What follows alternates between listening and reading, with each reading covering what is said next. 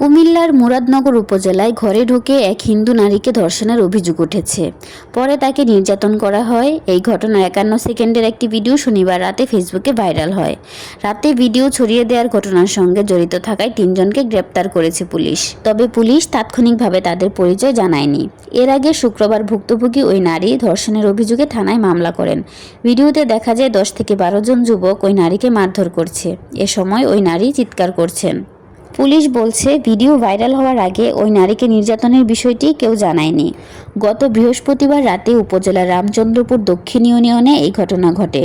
ভুক্তভোগী নারী মুরাদনগর থানায় ফজর আলী নামে এক ব্যক্তিকে আসামি করে ধর্ষণ মামলা করেছেন। ঘটনার পর থেকে আসামি পলাতক। পুলিশ বলছে, ফজরকে ধরতে অভিযান অব্যাহত রয়েছে। ভুক্তভোগী নারীর অভিযোগ, ঘটনার রাতে তার বাবা মা বাড়িতে ছিলেন না। ওই সময় ফজর আলী বাড়িতে এসে ঘরের দরজা খুলতে বলেন। রাজি না হলে দরজা ভেঙে ঘরে ঢুকে তাকে ধর্ষণ করেন। তার চিৎকার শুনে প্রতিবেশীরা এগিয়ে এসে ফজর আলীকে আটক করে মারধর এবং ঘটনার ভিডিও ধারণ করে।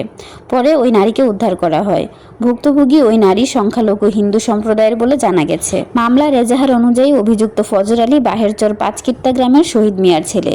আমার বাতি অত্যাচার হয়েছে, আমার বাড়িতে নিয়ে অত্যাচার আবার না হয়, এটার বিচার চাই, নিরাপত্তা। মুরাদনগর থানার ভারপ্রাপ্ত কর্মকর্তা ওসি জাহিদুর রহমান বলেন, ভুক্তভোগীর মেডিকেল পরীক্ষা সম্পন্ন হয়েছে।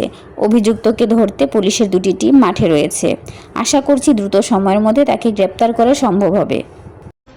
আমাদের হিন্দু পাড়া প্রতি সপ্তাহে একটা আপনার হরিসেবা নামের একটা অনুষ্ঠান হয় আমাদের পাশের ধর্মের হিন্দু ধর্মের লোকদের। তো ওই সূত্রে আমরা এখানে ফলাফান হাঁটাহাঁটি করতেছি। তো আমাদের এক কাকার কাকি গিয়া হিন্দু আর কি, ওনারা বলতেছে যে আমাদের পাশের বাসুরের ঘরে অনেক দস্তাদস্তি করতেছে, এই সেই কি জানি কারা আমরা জানি না।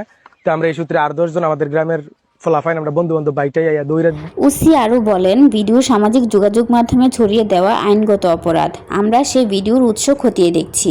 ওই নারীকে নির্যাতনের ঘটনায় যারা জড়িত সকলকে শনাক্ত করে আইনের আওতায় নেওয়া হবে। এদিকে নারীকে নির্যাতনের ভিডিও ধারণ করে সামাজিক যোগাযোগ মাধ্যমে ছড়িয়ে দেওয়ার ঘটনায় 3 জনকে গ্রেপ্তার করেছে পুলিশ। তাদের বিরুদ্ধে আইনি ব্যবস্থা নেওয়া হবে বলে শনিবার রাতে এক বিজ্ঞপ্তিতে জানিয়েছেন জেলা পুলিশ সুপার মোহাম্মদ নাজির আহমেদ খান।